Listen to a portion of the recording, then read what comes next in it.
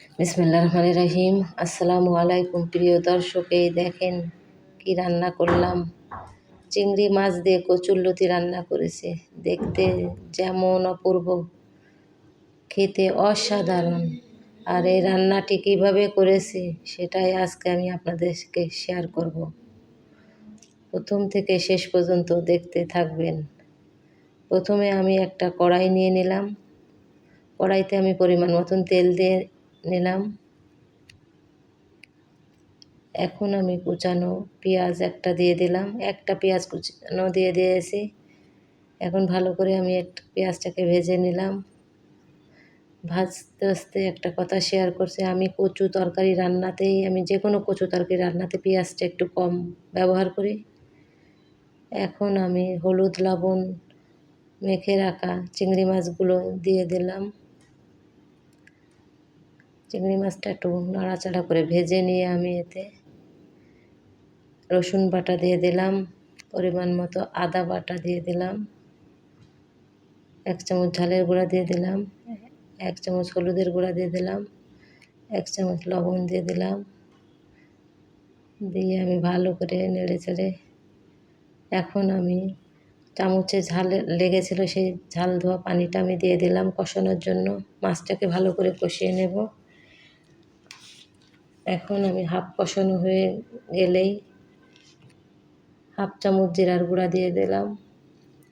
দিয়ে ভালো করে আমি আবার একটু নেড়ে চেড়ে দেব।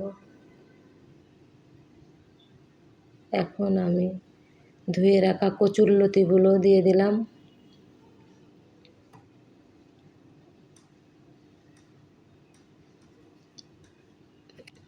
ভালো করে নেড়ে চেড়ে দিতে হবে। ভালো করে নেড়ে চেড়ে মশলাটা যেন উল্টে পাল্টে কচুরলতির সাথে যায়। আমি এখন ঢাকনা দিয়ে ঢেকে দিলাম 5 মিনিটের জন্য।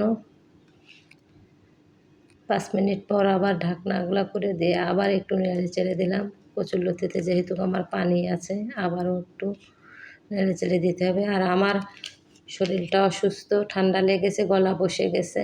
এখন আমি আবার ঢাকনা দিয়ে ঢেকে দিলাম। দিয়ে আমার লতিটা কষানো হয়ে গেছে। এখন আমি এতে 1 কাপ পরিমাণ পানি দিয়ে দিলাম। নেড়ে চেড়ে ঝোলের ভিতরে লতিগুলো চেপে চেপে,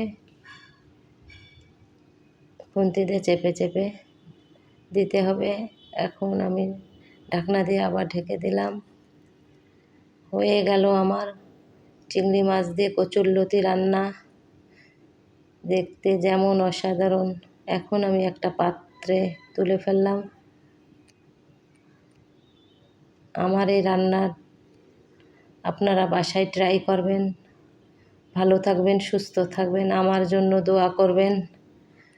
আল্লাহ হাফেজ।